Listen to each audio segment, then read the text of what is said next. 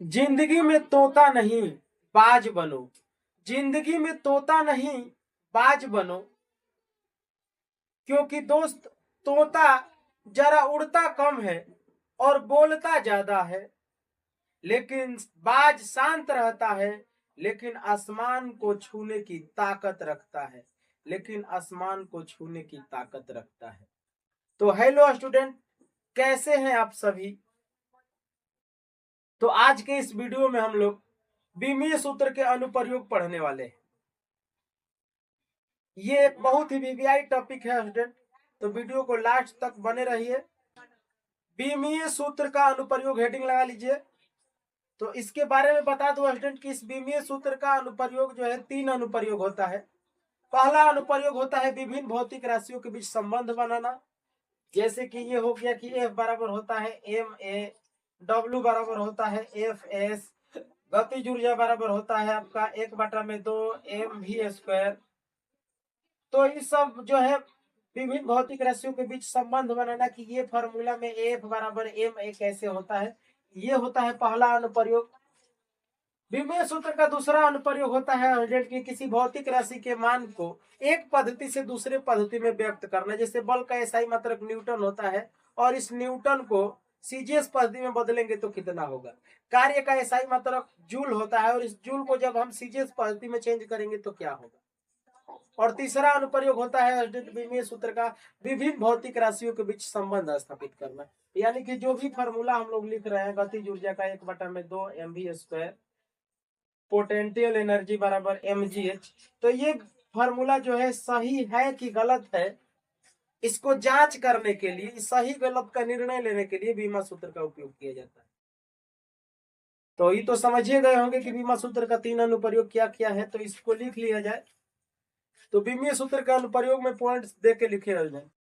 Number 1, किसी विभिन्न भौतिक राशियों के बीच संबंध स्थापित करना। विभिन्न भौतिक राशियों के बीच संबंध स्थापित करना। नंबर 2, किसी भौतिक राशि के मान को एक पद्धति से दूसरी पद्धति में व्यक्त करना। किसी भौतिक राशि के मान को एक पद्धति से दूसरी पद्धति में व्यक्त करना। और नंबर 3, विभिन्न भौतिक राशियों के बीच सूत्र की सत्यता की जांच करना। विभिन्न भौतिक राशियों के बीच सूत्र की सत्यता की जांच करना। तो चलिए स्टूडेंट, अब हम बारी बारी से एक एक अनुप्रयोग के बारे में पढ़ेंगे। और ये जो है स्टूडेंट इस चैप्टर का ही नहीं बल्कि फिजिक्स का रीढ़ का हड्डी होता है ये तीनों अनुप्रयोग। तो इसको ध्यान से हम लोगों को समझना है। तो पहला हेडिंग लगा लीजिए अब आप लोग, विमीय सूत्र का प्रथम अनुप्रयोग। विमीय सूत्र का प्रथम अनुप्रयोग। तो चलिए स्टूडेंट इसमें क्वेश्चन लिखिए। तो हम लोगों का पहला क्वेश्चन होगा इसमें, किसी पिंड पर आरोपित बल पिंड के द्रव्यमान एवं गुरुत्वीय त्वरण पर निर्भर करता है। किसी पिंड पर आरोपित बल पिंड के द्रव्यमान एवं गुरुत्वीय त्वरण पर निर्भर करता है, तो इनके मध्य संबंध स्थापित करें। तो ध्यान दीजिए स्टूडेंट, इसको हम लोग ऐसे सॉल्व करेंगे। सवाल में दिया है कि ये जो हमारा बल है ये निर्भर कर रहा है द्रव्यमान पर, समीकरण 1। ये बल जो है निर्भर कर रहा है त्वरण पर, समीकरण 2। ये जो चिन्ह है स्टूडेंट इसको समानुपाती का चिन्ह पढ़ते हैं, यानी कि हमारा जो बल है वो द्रव्यमान पे निर्भर करता है और ये हमारा जो बल है त्वरण पे निर्भर करता है। तो इसको स्टेप बाय स्टेप हम कैसे बना रहे हैं ये आप लोग देख के समझिए स्टूडेंट। नेक्स्ट क्वेश्चन आप लोगों को खुद ही बनाना है। तो यहाँ पे हम लोग लिखेंगे समीकरण 1 एवं 2 से, समीकरण 1 एवं 2 से लिखेंगे स्टूडेंट F समानुपाती एम ए। तो F समानुपाती m power a, m power x, a power y, समीकरण 3। यहाँ पे आपको हमेशा एक एक्स्ट्रा समीकरण बना लेना। अब हम इसका बीमा सूत्र रखेंगे स्टूडेंट। पिछले 2 वीडियो में हम बीमा सूत्र के बारे में आपको पढ़ाए हैं। तो बल का बीमा सूत्र होता है m(L)(T⁻²) समानुपाती द्रव्यमान का बीमा m होता है पावर x, त्वरण का बीमा सूत्र होता है एल टी के पावर -2 पावर वाई। तो अब हमें इस एक्स वाई का मान जो है स्टूडेंट निकालना है, और एक्स वाई का मान निकाल करके यहाँ पे रख देंगे, बस हमारा सवाल जो है सॉल्व हो जाएगा। तो कैसे निकालेंगे, तो यहाँ पे अब हम लिखेंगे स्टूडेंट दोनों तरफ घात समोकृत करने पर, तो इधर से ले लिए हम m के पावर 1, यहाँ पे बराबर का चिन्ह हो जाएगा, और इधर m के पावर x, इसमें m नहीं है स्टूडेंट तो छोड़ दिए, ये कैंसिल हो जाएगा। इधर 1, यहाँ से हमें x बराबर मिल गया 1। फिर हमें y निकालना है स्टूडेंट, y l से भी निकलेगा, t से भी निकल जाएगा, तो हम आपको l और t दोनों से निकाल के दिखा रहे हैं, लेकिन आपको किसी एक ही से निकालना है। तो l पावर इधर 1 बराबर, इसमें l नहीं है तो छोड़ दिए, यहाँ पे l है, l पावर y हो जाएगा, एक है पावर, एक में y से गुना करेंगे, पावर का पावर तो गुना होता है, तो वो हो जाएगा y, l से l कट जाएगा, तो y बराबर 1 आ गया, यही हमें निकालना था। t से भी निकल जाएगा स्टूडेंट, यहाँ पे ध्यान दीजिए, t से भी हम निकाल सकते हैं, t पावर -2 बराबर इधर t पावर -2 है 2y, t से t कैंसिल हो गया, -2 बराबर -2y, माइनस माइनस भी कट जाएगा, और 2 से 2 कट जाएगा, तो y बराबर हो गया 2। लेकिन अब किसी एक ही से निकालना है स्टूडेंट, या तो l से या फिर t से, हमें x y का मान ही केवल निकालना है, तो निकाल लीजिए। अब इस x y का मान समीकरण 3 में रख देते हैं, तो चलिए इसको नोट कर लीजिए, फिर हम मिटा के आगे बढ़ते हैं। चलिए नोट कर लिए,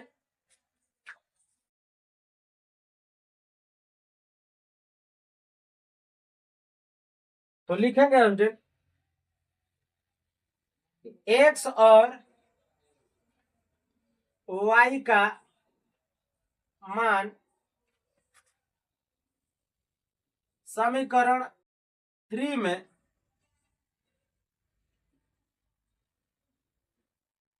रखने पर, समीकरण 3 है स्टूडेंट f समानुपाती m power x a power y, तो f समानुपाती m, x का मान 1 आया है, a y का मान 1 आया है, तो f बराबर f समानुपाती हो गया m a। ये जो है हम लोगों का स्टूडेंट रिलेशन है।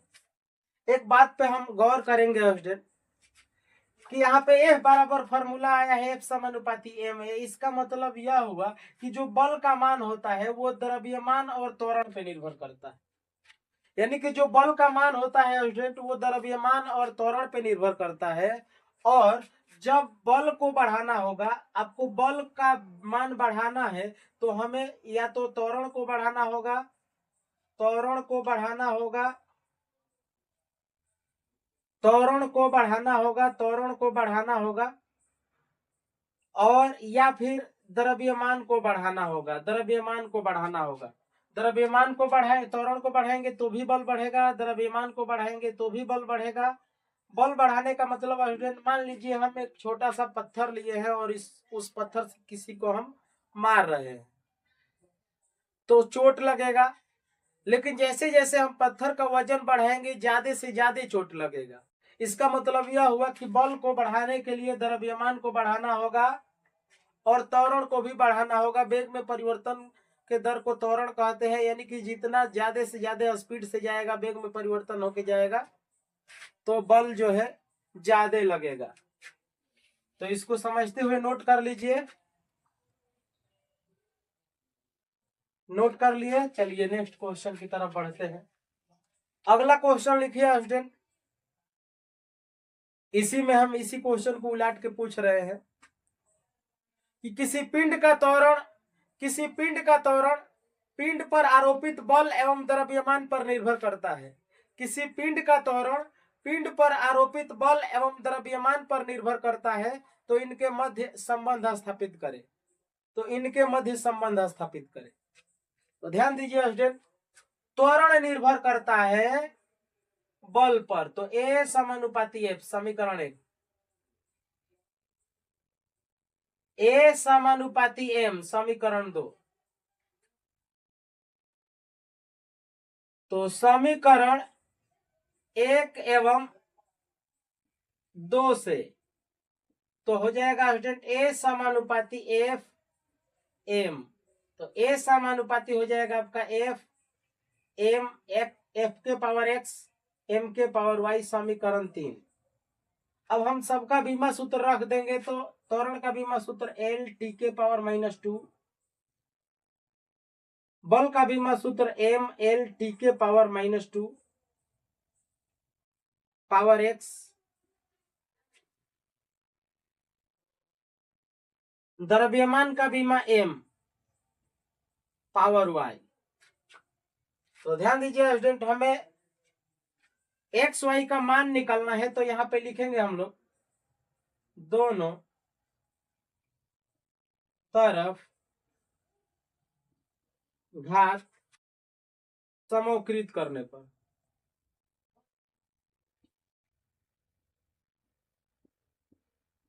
दोनों तरफ घात समोकृत करने पर ये क्या हो जाएगा स्टूडेंट, इधर देखिए हमें x निकालना है तो x का मान m एल टी से निकलेगा, लेकिन y का मान m से निकलेगा। तो पहले हम उसको ले रहे हैं स्टूडेंट जो केवल एक इसमें है और एक इसमें हो।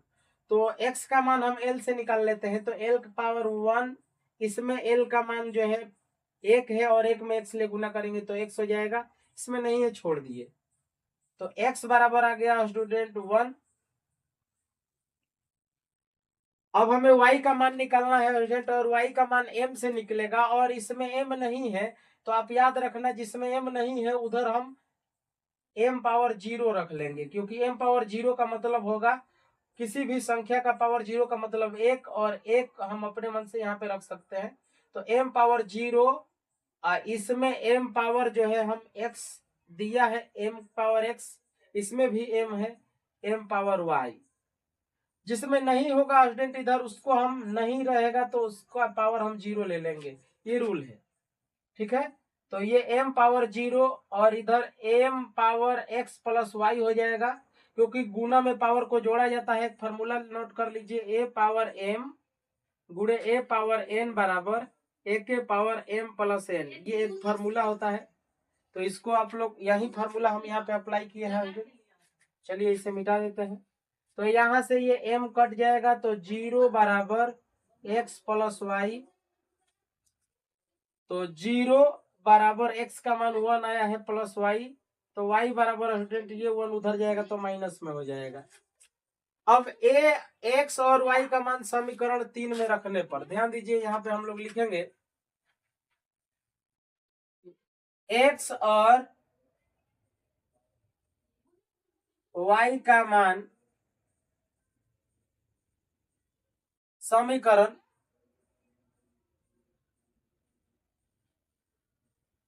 3 में रखने पर, समीकरण 3 है स्टूडेंट a समानुपाती f power x m power y।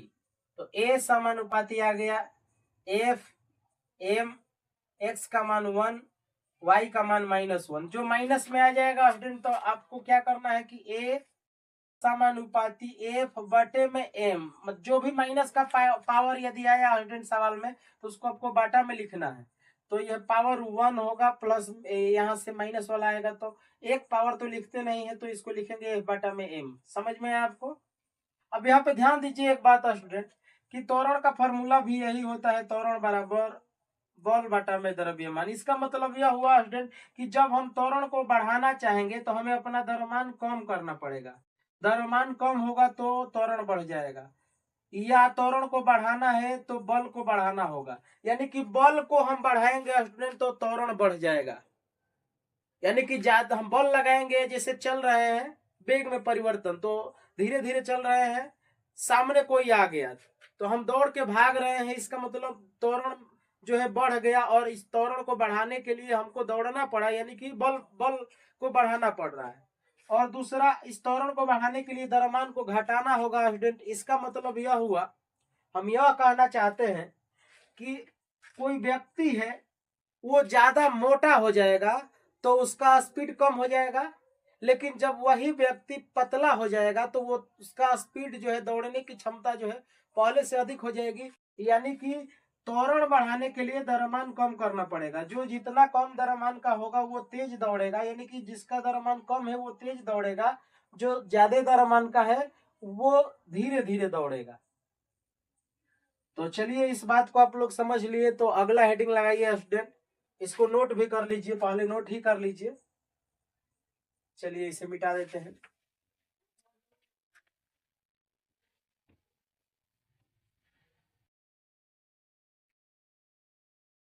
अगला क्वेश्चन लिखिए स्टूडेंट कि किसी पिंड का संवेग पिंड के द्रव्यमान एवं वेग पर निर्भर करता है।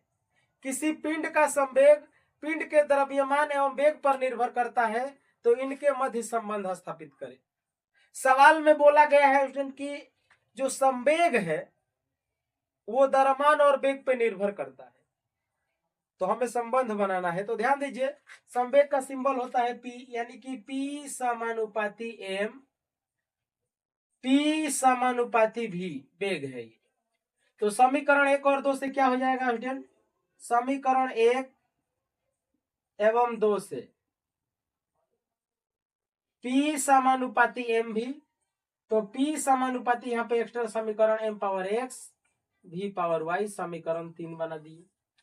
बीमा सूत्र रख देंगे तो ये हो जाएगा संवेग का m l t के पावर -1 समानुपाती। द्रव्यमान का बीमा सूत्र होता है m पावर x, वेग का बीमा सूत्र होता है l t के पावर -1 पावर y।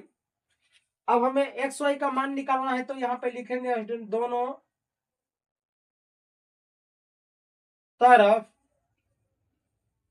घात समोकृत करने पर।